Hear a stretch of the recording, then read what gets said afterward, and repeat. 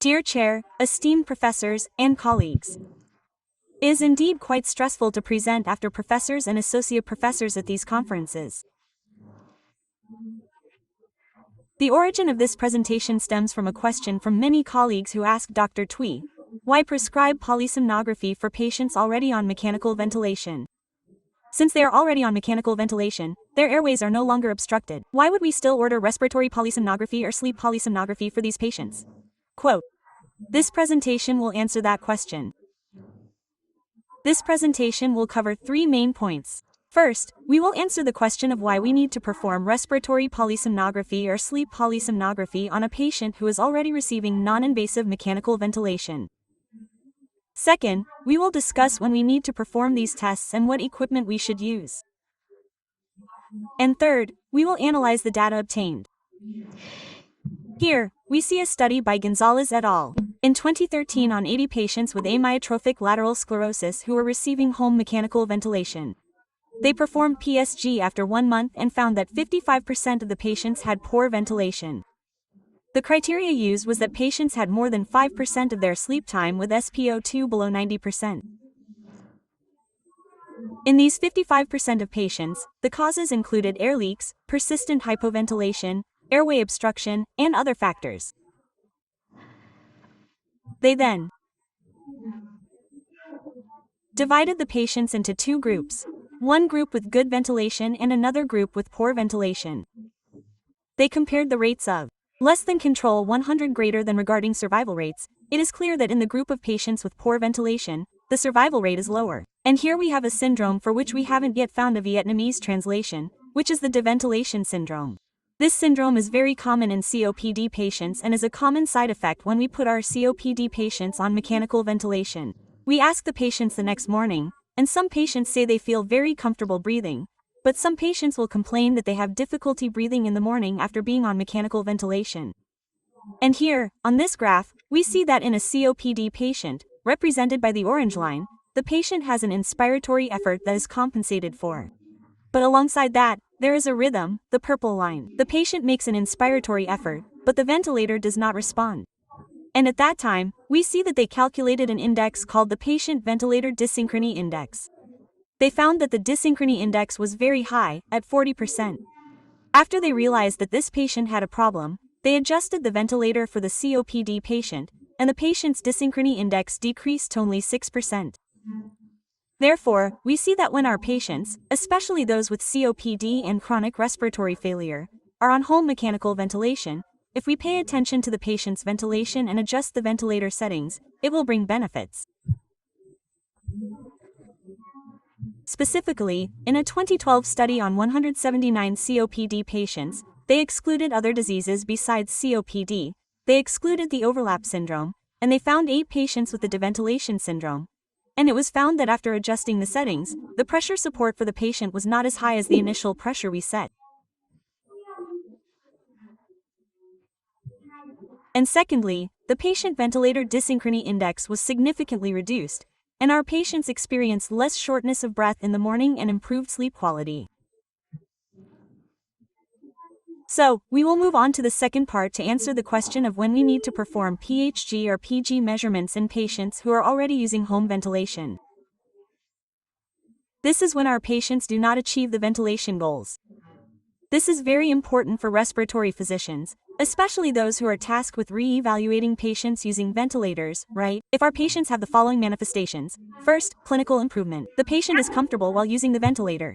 That is a very important goal. Second, the patient's daytime PaCO2 is reduced. And third, less than 10% of the night's sleep the patient has an SpO2 below 90%.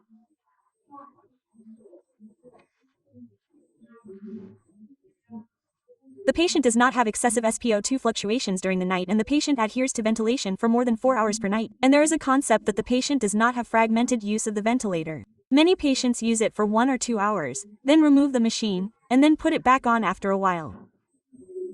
And when a patient achieves these 6 goals, we can be confident that our patient is ventilating well. But what if our patient does not achieve these goals? Then, according to an article by the author in 2011, we will have to move to the second step. What will we look for in the second step? We will look to see if our patient has an air leak. And if our patient has an air leak, we will immediately stop at this step. We must adjust the air leak for the patient first. If, after checking, our patient does not have an air leak, we will proceed to the third step, which is to look for abnormal events to see if our patient has an upper airway obstruction. We will check to see if our patient still has hypoventilation. And here, a question that colleagues often ask is why patients still have airway obstruction even after being on mechanical ventilation. In a study of 179 patients with amyotrophic lateral sclerosis, even after being placed on mechanical ventilation and having the air leak adjusted, 73 patients still did not have adequate ventilation at night. And when they looked for the causes, 67% still had obstructive events.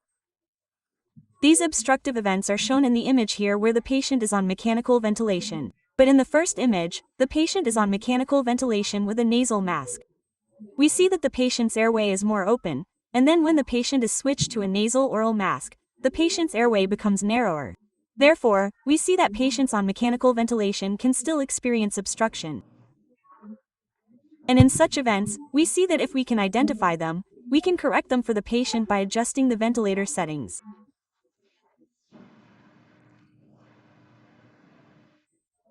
Here, we see that with current machines, we have memory cards and software for monitoring. However, in the memory cards, in the software, we have flow curves, we can have pressure curves, we can have events such as residual LAHI, but we are still lacking many events related to chest and abdominal belts, and SpO2, for example. Therefore, it is still maintained that polysomnography is the standard for determining whether our patients have any problems with mechanical ventilation. And for patients measured in this way, the channels are exactly the same as in a PSG. The only difference is that we will have an additional channel, which is the pressure at the mask. And the third point is how we will analyze the recording. This is a reading method that we will follow to analyze all the recordings when we perform PHG measurements on patients who are also on NIV mechanical ventilation. This reading method was developed by a group called Somno VNI. This is a group of intensivists specializing in mechanical ventilation and respiratory care from 8 European countries, including France, Belgium, Italy, and Spain. These doctors formed a group and provided us with a reading method. When reading the recordings, we will always answer the questions in the following order. The first question is, what ventilation mode is the patient using? Pressure mode or volume mode? The second question is, we will look for abnormal events. Here we will see if the patient has air leaks, if the patient has obstructive events, and thirdly, whether there is ventilator asynchrony. Here we will go through each step. Step 1 is to see what ventilation mode our patient is set to. This setting would be very quick if we had information from the patient and the ventilator, right? But if we don't have that information, what do we rely on? Signals. For example, here we have signals that we can see. For example, in the pressure curve, the signal doesn't change. But in the flow curve, we see that our waveform is fluctuating, with different high and low points. So, this patient is breathing in pressure mode. The second way is to look at the waveform in the volume graph. If the patient is breathing in volume mode, we will see that the graph is in a ram shape, a sloping shape. If the patient is breathing in pressure mode, the graph will be a square wave graph. We will rely on these signs to determine what mode the patient is breathing in. And here, colleagues can see in the graph on the left, what mode is the patient breathing in. We see that the pressure graph is constant and the volume is changing. Therefore, this patient is breathing in pressure mode. On the other hand, we can clearly see that the pressure graph has a ram shape. Therefore, this patient is breathing in volume mode. The second step is to look for events. There's a difference here compared to reading a normal PSG report. In a normal PSG report, we can clearly see the increases and decreases in the flow line. But in mechanically ventilated patients, the flow line is not as clear. So, we are given 2 tips to find abnormal events. The first tip is to look for times when the thoracoabdominal belt suddenly moves less or moves abnormally. The second tip is to look for indirect signs. That is, we read the electroencephalogram, EEG, and see that, for example, there is a microarousal, so perhaps there was an event before that, or there is a decrease in SpO2, so there was an event a few seconds before that, or is there an increase in PtCO2, transcutaneous CO2 measurement. So, was there an event a few minutes before that? We will look for these through such indirect signs. Here we have an example, and we will go step by step and answer the questions. In this patient, what ventilation mode is the patient using? The patient is breathing in pressure mode, right? And where is the event here? First, let's find the abnormal event. We can clearly see that the patient's flow rate is changing, right? And the patient's thoracoabdominal movement is abnormal, and then there is a decrease in blood SpO2. This is an abnormal event, and we will continue to discuss how exactly it is abnormal. Next, here's another example, and we will answer each question one by one. What ventilation mode is the patient using? The patient is breathing in volume mode, right? And where is the abnormal event here? We will find the abnormal event. Here we see that the patient's flow rate decreases, and at the same time, the patient's thoracoabdominal channel also fluctuates differently compared to the previous segment. In the third example, we will again answer each question in turn. What ventilation mode is the patient using? Here, it's also a pressure-controlled mode, right? And where is the abnormal event? We will see that the patient has many abnormal events. Suddenly, the patient's airflow just keeps increasing. So what is this event? We will go to the third step, where we will look for the abnormal event. We will try to find this event. 1. Is there a leak? 2. Is there an airway obstruction? And 3. Is there a patient ventilator asynchrony? So first, we will look for a leak. To find a leak, we will analyze the measurement window for 5 to 10 minutes. And if our patient is breathing in pressure-controlled mode, the pressure flow is constant. When the patient has a leak, the volume flow will increase. Conversely, if our patient is breathing in volume-controlled mode, the volume flow is constant, and if the patient has a leak, the pressure will decrease. Let's look at an example. Here, we see what mode the patient is breathing in. The patient is breathing in pressure-controlled mode, right? Because the pressure flow is constant. But we see that there is a phenomenon where the patient's airflow is gradually increasing. So here, our patient is experiencing a leak. In this case, similarly, we will also see the phenomenon of what? The patient is breathing in pressure-controlled mode, and our airflow is unstable and shows a gradual increase. And this patient is also a patient on a ventilator, but breathing through a nasal mask and experiencing an air leak through the mouth. Similarly, in a patient breathing in volume control mode, we see that the patient's volume flow is constant, but the pressure flow shows a decrease. This is an indication that the patient has an air leak. Similarly, in this patient, we will answer the following questions. First, what breathing mode is the patient using? This patient is using volume control mode, right? Because the volume flow remains constant, reaching a consistent peak. But what about the pressure flow? We see a decrease in pressure flow. Therefore, this patient also has an air leak. And once we determine that the patient has an air leak, we immediately stop the process here. We adjust the air leak for the patient.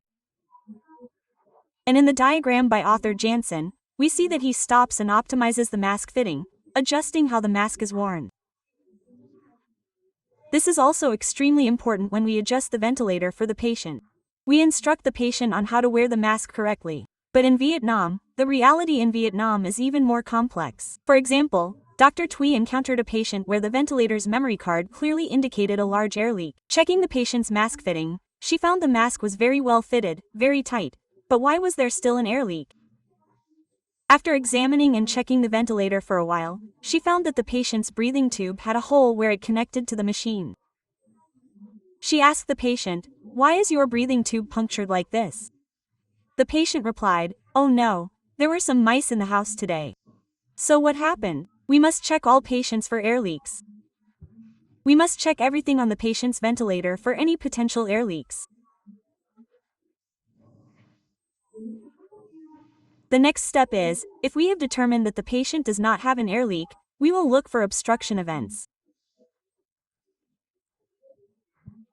We see that if the patient is breathing in pressure mode, if there is an obstruction, the tidal volume decreases. However, if the patient is breathing in volume mode, if there is an obstruction, the pressure increases. It's a bit opposite. For example, in this case, we see that the patient is breathing in pressure mode, but the airflow is reduced. Thus, the patient has an obstruction event here. In this case, let's go back to the previous example, right? What phenomenon does our patient have? An obstruction. And here, there is an obstruction, but there is still central control, so we still see that the patient's chest and abdominal movements are paradoxical. And so, here we see that when we use a nasal mask on these patients, what happens? The positive pressure, when passing through both the nose and mouth, inadvertently pushes the base of the tongue and the soft palate backward into the pharynx, making the patient's airway more severely obstructed. And in that case, when we use a nasal mask on such patients, the ventilator pressure must be higher. The next step is, if we have found obstruction events, what do we do if the patient has upper airway obstruction events? How can we increase the IPAP? Or rather, increase the EPAP, If we find that the patient still has hypoventilation and the patient's PCO2 is still high, then we can proceed to increase the IPAP or the VT of the patient.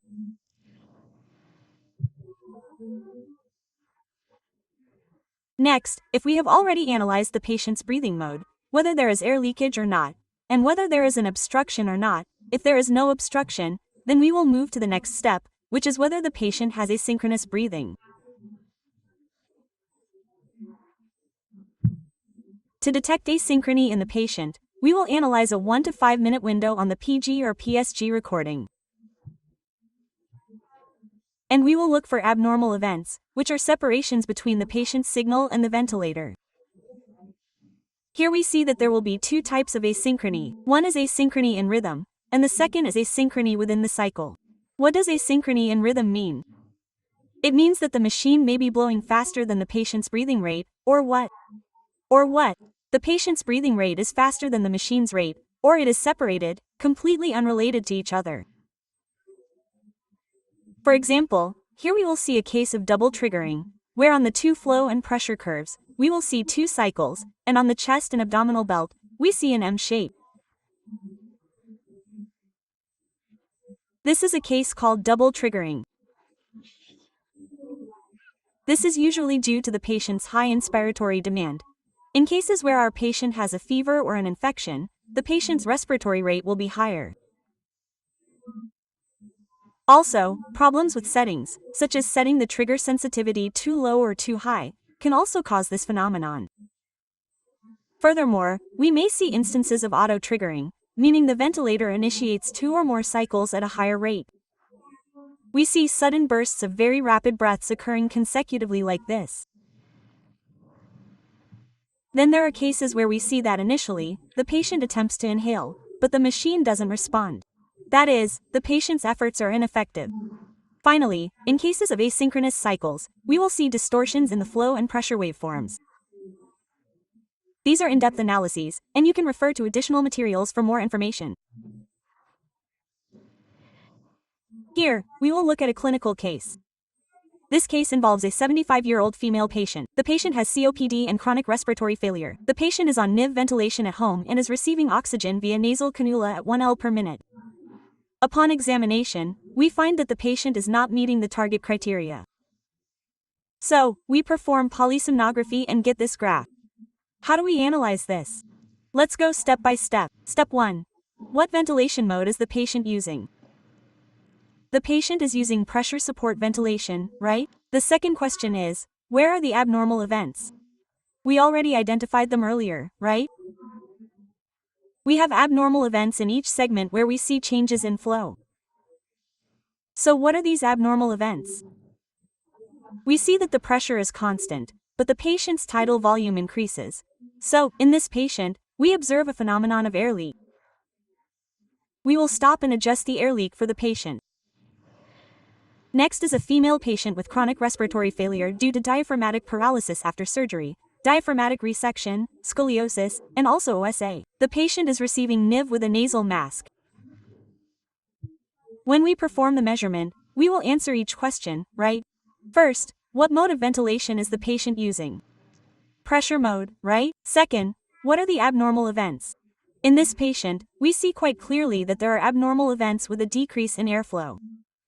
And here, we also see that the patient's chest and abdominal movements are paradoxical and there is a decrease in SpO2.